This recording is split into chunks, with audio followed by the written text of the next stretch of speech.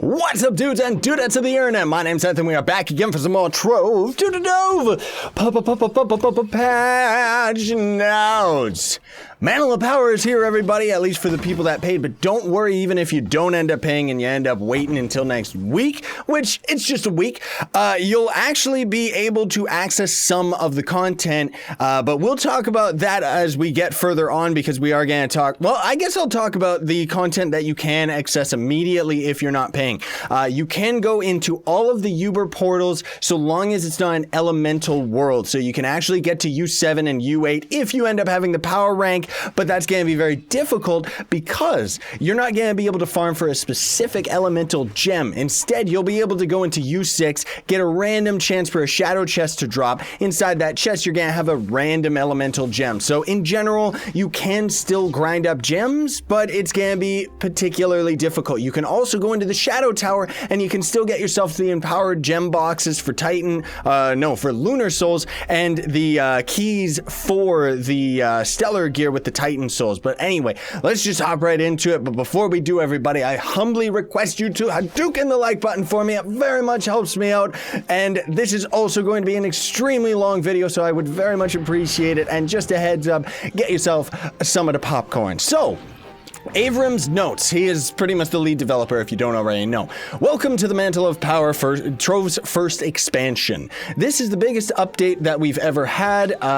There's going to be a bunch of changes that are going on that they're going to explain in more detail as we go further on. So first of all, Mantle of Power Head Start. The Head Start has begun. For this week, players who have ordered any of the 3 Mario, Luigi Mario different Mantle of Power starter packs will have access to Mantle of Power features, and you will be able to buy one of the Head Start packs for 25% off until next week.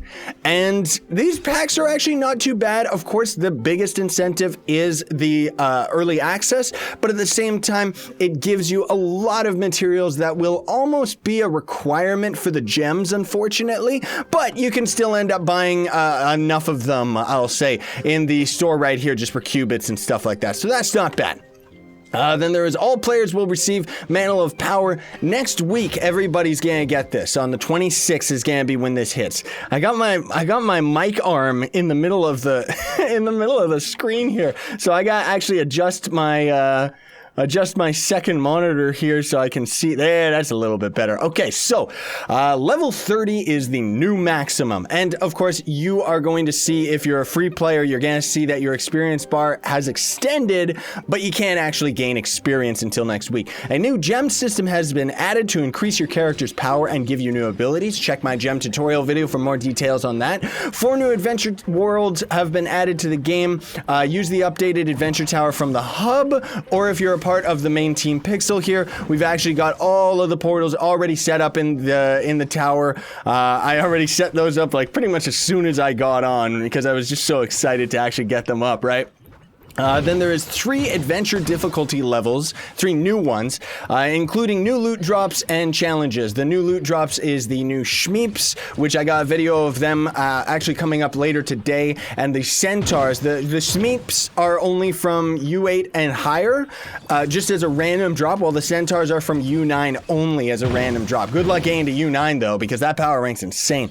Ultra difficulty has also been added to the Shadow Tower, and hard mode on Shadow Tower has been bumped up to an insane degree. Like, for example, me, Joe, Crichton, and Scythis, we usually every week we just blast through hard mode, no problem. Now, even with us and a couple extra people, we can't even handle hard Spike Rocker, which you would think is a good thing because it balances with the new gem system, but it doesn't, because it kind of feels like 1 step forward, 2 steps back, at least for the Shadow Tower difficulty. The gem system itself are new drops from elemental worlds. Again, you can refer to my gem tutorial video. I'll have a card in the top right that kind of talks about it a little bit more in depth, because otherwise we'll go on and on talking about them. But anyway, a short answer is that you're going to have this new system, or this new tab right here, where you can end up putting gems on each of these different sockets. You unlock gem slots as you level up. This is for empowered gems. This is for just normal, tiny, weeny little gems, and you get those from going and farming adventure worlds, and they have various stats on them. 3 stars is the best stats, or the best that you can get of a quality, because it shows you all of the stats immediately, and the gems themselves are not linear stats, meaning that Scythe trade, okay, meaning that you know, you're not gonna be able to farm like, oh, both of these gems are the exact same, you know. But anyway, using the new gems has a chance to crack the gem, level it up, do nothing but still take a resource, or level up twice. Gem slots are unlocked after you level up. Empowered gems can be socketed into the larger slots. These give more stats than the smaller gems, as well as giving you a unique power. I don't know why they were telling me to trade, but whatever. Okay. Then there is also in Power Gems, unique class gems can be socketed. Check out my class gem tutorial videos that were out yesterday, and that kind of explains it a little bit more in detail. Again, I'll have another card in the top right that'll go to the playlist. Pretty much it gives each of the classes a new unique ability. Some of them are good, some of them are bad. Then there is also stats and powers granted via gems do not impact the battle arena. I just want to point that out because people got worried.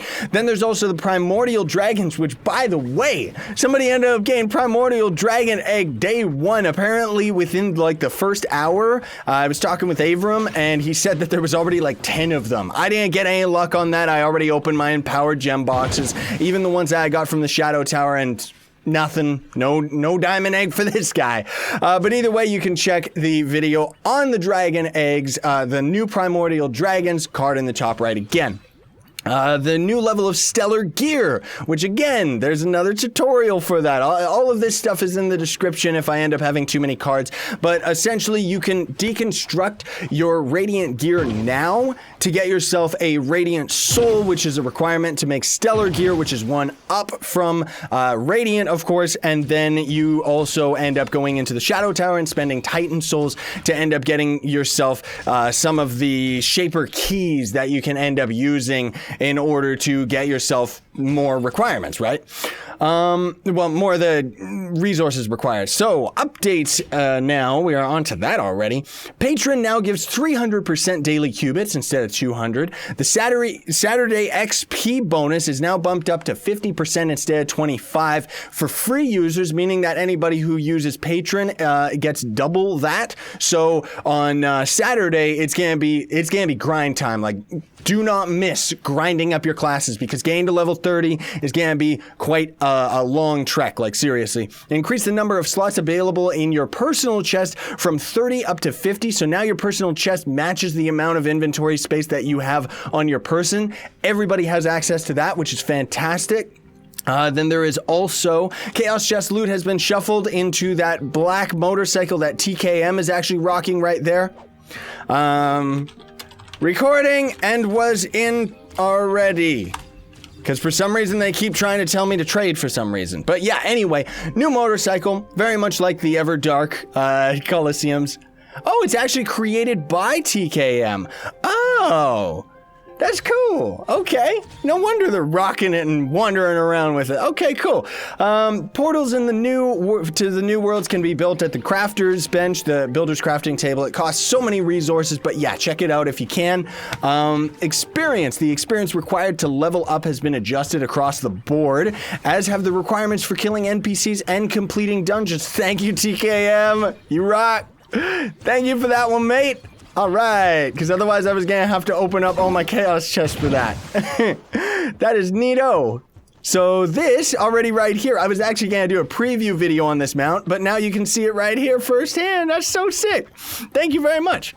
Okay. Actually got an item from the creator. That's fantastic. TU, recording more patch, shouting you out. Yeah, the experience has been varied and adjusted so that it's kind of, I guess, more even across the board. But the hugest level gap is, of course, from level 20 and up. You're definitely going to notice that right away. In general, they've increased the amount of experience granted at higher difficulty levels, like higher portals and stuff like that. The goal is to increase the rewards for more difficult content to encourage players to try harder difficulties. Now, one thing that's very important that I want to show you all right here is, what is this?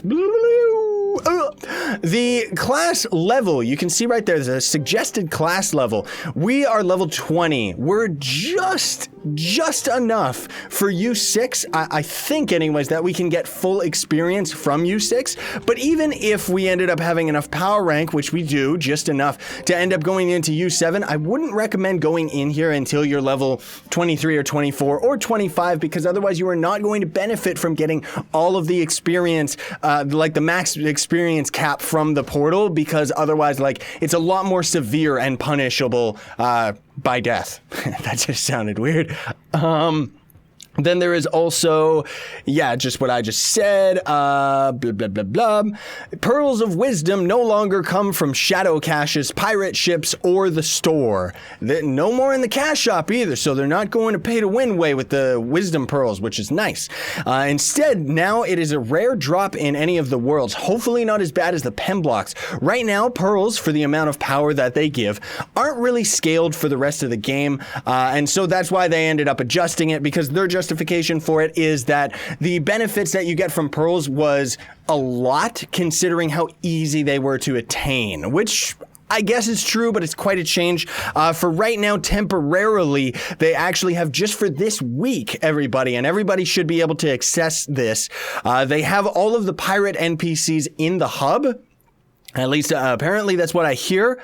And come on, hurry up, world. Where are these dudes? Yeah, so they have these extra NPCs over here, which are going to be gone next week. I wish that they would actually just stay here. That would be great. But I think the point is... Oh, never mind. Okay, so it's just for no reason, just because it's convenient. I wish that they would stay here forever. That would be great. I totally thought it was to get your pearls of wisdom, but I guess they're already like outski, so never mind that. Equipment from uncommon to resplendent can no longer have it increased through forging. So normally you could forge, I think it was rainbow up to shadow gear. Now you can't do that anymore, which it was pointless anyway. Now you can only forge up shadow gear instead. Shadow 1 also, Shadow 1 gear, for some weird reason, has taken away the number 1. So it just says Shadow whatever it is, like a shadow bow, and that's it. Generally, I find it to be very, very confusing, because normally, like, your eye just goes for the number 1, and then you know, okay, I can delete it. Now it actually it takes a little bit longer for the eye to recognize, like, what level is this? What is this? You know, so it's just a little bit backwards as far as I'm concerned. Then there is also equipment drops have slightly higher critical damage values but lower critical hit chance values in an effort to additionally... What? Yeah, the Shadow level 1 stuff. Inventory equipment now shows the number of stars on the gear. I don't really have anything right now, but you can just check in your inventory. If something has 3 stars on it, you're going to see 3 little star icons underneath the item, so that's good. Change the display for critical hit, critical damage, and attack speed to now show percentage rather than just a set number. Shadow Tower. Opening the Shadow Tower floors now requires flux instead of keys. The Shadow keys, Moon keys, Shadow and Moon key fragments are no longer tradable, so you're gonna have to grind them up only for yourself, which is a little disappointing. And the gems themselves, in order to craft the keys, have been removed. So now you can just craft your keys with just the fragments. I think it's a lot better of a system.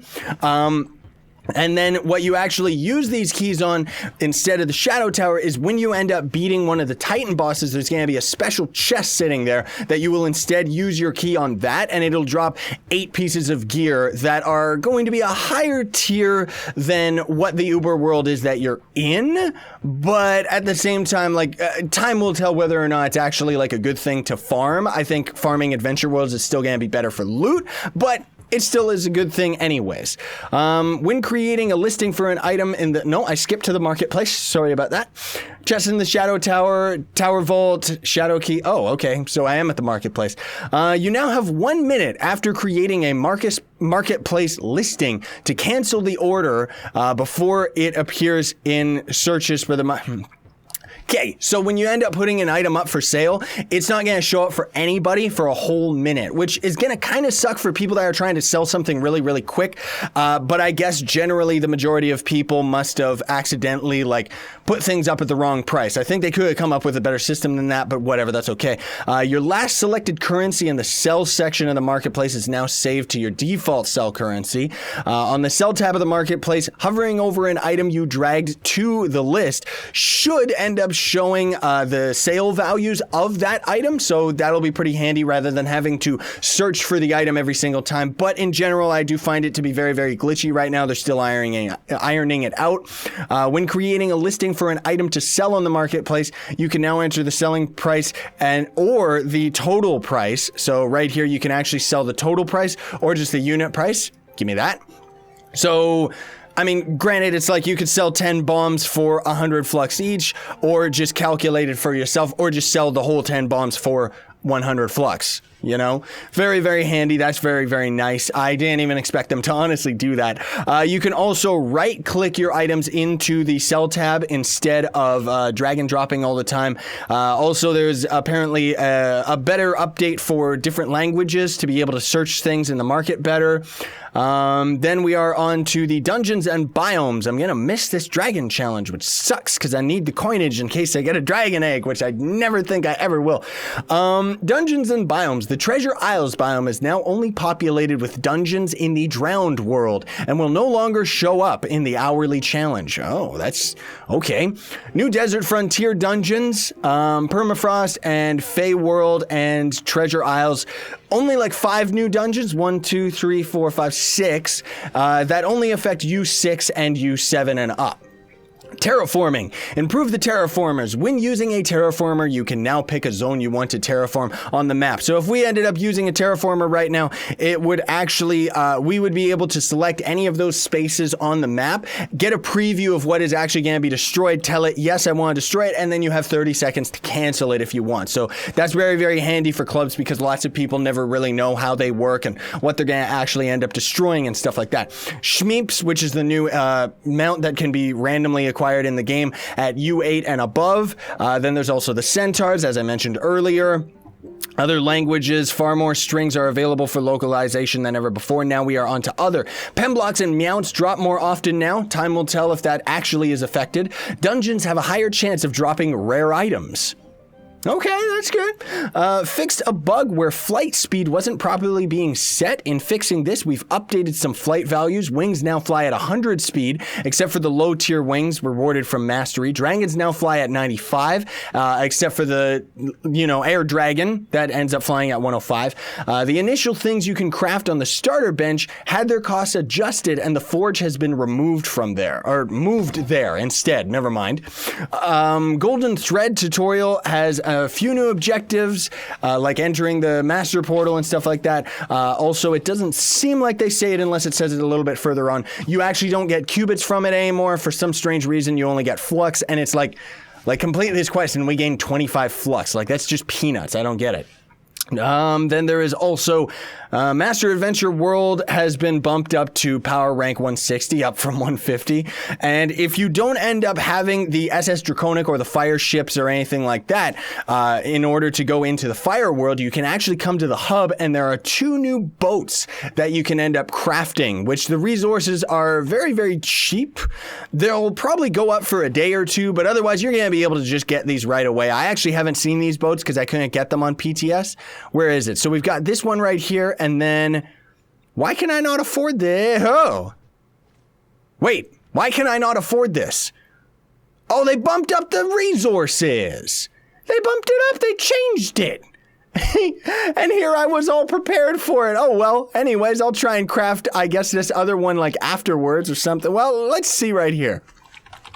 Enchanted Scales. Okay, yeah, so the marketplace isn't... Oh. The marketplace is slower, I'll say. It's not really working as much. I don't want, like, 5 million of them for 25... Whatever, I don't care because I want to show this in a video. Oh, I don't have a primordial flame. So let's craft this garbage one right here. I hope that wasn't one that I actually needed. I don't think it was. Okay, and then there's this one which requires... what? Oh, which requires... What are we missing here? What are we missing here? Why is my... Oh, the glim. Well, rip me. Oh, well, I'll go grind that later. Whatever, I ended up screwing myself over there just for the sake of the video. So let's take a peek. That's it. Okay, whatever. Goodbye, 30K. Then there is also tomes now earn experience based on dungeon completion or PvP map completion. I think that is trying to say that it has added PvP experience as well. I'm not sure. Completing tutorial objectives now rewards flux rather than cubits. There it is.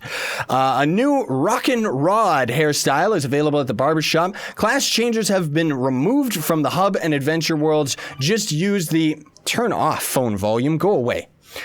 Just use J because for those that are new to the game, of course, there used to be like a class changer that you would actually go and interact with to change your class instead of the button, right?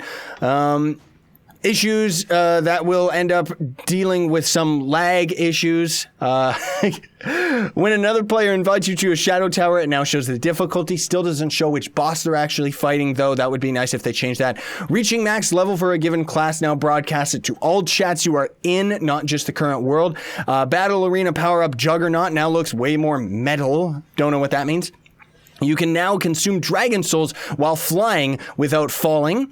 Mastery now grants 2 power rank per rank. Dragons grant 30 power rank per dragon. I think it was up to 60. Now it's down to 30.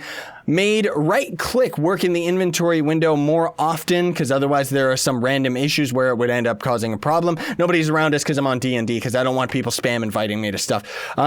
Using a forge now auto selects adventure mode and disables switching to build mode. Then there is also class and combat adjustments. This is actually a huge area. So ranged characters, the Boomeranger, Shadowhunter, Chloromancer, Ice Sage, Gunslinger, and Fey Trickster now all deal light AoE damage on each of their shots, meaning that you have a little bit more crowd control with all of the ranged classes. However, it's important to point out if you end up getting the gem for the Shadowhunter, it loses the AoE. Attack speed raised the cap from 200% attack speed to 300% on the following characters: Candy Barb, Chloromancer, Boomeranger, Fey Trickster, Gunslinger, Ice Sage Knight, Neon Ninja, Pirate Captain, Revenant, and Shadowhunter. Lunar Lancer's attack cap has been raised to 240 instead of the 300 like the other characters. And the Draconis and Tomb Raiser are not affected because they have never been affected by attack speed. Emblems, Martial and Arcane emblems now do 250% damage, up from just 200, so we got 50% more at the cost of being 3 seconds. It only lasts for 3 seconds instead of 8, which sucks because they are still a requirement for fighting all the enemies because of how difficult they are. There is actually a quote right here where Averum is talking about now that they have been tuned to work more correctly as a burst DPS emblem, hopefully they won't be a requirement anytime you are doing damage, which they still are, Averum, because all the enemies keep getting buffed. Then there is also health, critical hit point multipliers from multi-capillative to additive. Health was getting way too high, so they ended up changing and nerfing a bit of the health, especially on the Revenant. Lots of the Revenant's abilities have actually swapped over to physical damage, so you're gonna want to build your Revenant with physical damage rather than going for ultra health and just getting him over 1,000,000 health, because otherwise it's just, he's not very weak. And in general, they have decreased all the classes' health pools until you end up equipping a couple gems, which puts it back up to the old normal. Additionally, a number of classes ended up getting some major changes. We won't really go into as much detail about this. I'll let you all read it in the patch notes because otherwise we'll be here all day. But otherwise, the Boomeranger has been buffed up, but his chicken bomb has ended up getting nerfed a little bit. He still is a very powerful class, though. Candy Barb ended up getting a buff. Draconis only ended up getting his ultimate a buff. So now, officially, Draconis is actually the weakest class in the game, unfortunately. I really wish that they would buff him up. Fate Trickster sees a buff. Gunslinger got a buff, but some of his other things ended up getting down? No, he got a buff. So he's a little bit more viable. Ice Sage got a buff. Knight ended up getting quite a big buff. He's actually very playable now. Neon Ninja got stronger. Pirate Captain got almost twice as much damage to everything he's got. Revenant ended up getting a couple changes to his health and quite a few nerfs because of the potential that the gems end up giving you. Shadowhunter ended up getting an overall buff. As far as I've been able to tell, it seems like the Shadowhunter's abilities work a little bit better on average, but they still end up messing up from time to time. He still is very difficult to level up, which sucks because I'm gonna main him just because his gem is really fun. Not that it's like super duper powerful anymore because they've nerfed it up quite a bit. But either way, it's Shadowhunter is still pretty useless until you get his gem. Then there is bug fixes, and we're already almost done, everybody. I'm surprised. So, fixed a bug that had prevented the neon-style equipment from dropping. Previously missing percent stat bonuses should once again show up on your stats in the character sheet menu. Fixed an issue where the Chloromancer could heal enemies. That was a big one. Fixed an issue where attempting to use an ability, often repeatedly, just as it was coming off of the cooldown would prevent the hotkey from showing the next substantial cooldown. Meaning that you would end up using your ultimate, and although you would be on cooldown, you wouldn't see the little cooldown icon happening, right? Fixed a bug where cooldown complete VFX/sound effects didn't play for most classes. Nobody really listens for that anyway. Fixed a few crash-related issues to the UI. A bug where wraiths sometimes stopped moving after doing spike spawning slam attacks. Fixed an issue that fixed the graphics flickering for NVIDIA drivers. Means that I can actually pump the graphics up to maximum, no problem, because otherwise whenever I had the graphics at maximum, the bloom and stuff like that would end up going, and that apparently is tied to NVIDIA drivers, which is what I use specifically. So it's nice that they fixed that. Fixed an issue where destroying signs wouldn't correctly add them to your inventory. That's been around since beta, so that's crazy. Fixed an issue where the trajectory indicator, such as throwing a bomb, like the little icon that shows up, could actually end up getting stuck on. Fixed an issue where biome icons on the map could overlap over dungeons on the map or on icons over completed dungeons, which in general I've seen you can still complete a dungeon and have the X actually appear underneath the dungeon icon, so it hasn't actually been fixed. Not entirely anyway.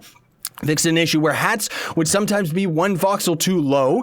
Fixed an issue where epic pose would stretch some VFX when using the rocket mount. Fixed a bug where purchasing a new row of inventory in the second or third bag would cause an issue that made a row disappear in the first bag. Hopefully they refunded some people about that. Fixed an issue where the Monkey King and Dusk Rider Dragoon costumes were where their icons were a little bit offset. Fixed an issue where the Boomeranger's ability icons weren't showing up correctly in the character sheet.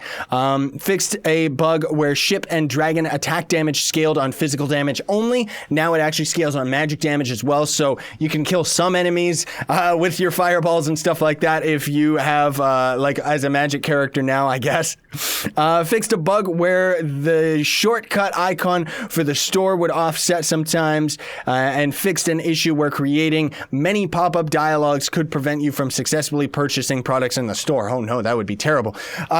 And that's it, everybody. So thank you all so much for watching. Very, very much appreciate it. Do not forget to Hadouken the like button, everybody. Last week, I ended up letting you all vote on whether or not you thought the patch was good or not, and I actually got to stop recording so I can check that out and see what the results were. All right, so 6% of you said it was bad, 32% of you said it was good, and 60% of you said that it was meh. Only meh. So again, we're gonna have another vote just for fun. Card will be in the top right hand corner of the screen where you can vote. Do you think that this patch is good, bad, or meh? Of course, I know that this is not really going to affect that many people that didn't buy their way in. However, there are still a couple things that you do actually benefit from, and overall, I do think, like, I've been playing Trove for how long, and this is the biggest patch that they've ever had, so I'm very, very excited about it. And right now, because I'm actually recording this video yesterday, I gotta get this video done, ready, and uploaded so that it could come out today, because yesterday I did a stream. I'm talking from the future, even though I'm from the past. time paradox. Thanks for watching, though, everybody. Don't forget to duke in the like button, share, favorite, and subscribe to join Team Pixel. Sign on and stay epic, everybody. I'm going to be playing Trove like crazy. Believe in yourself. Don't care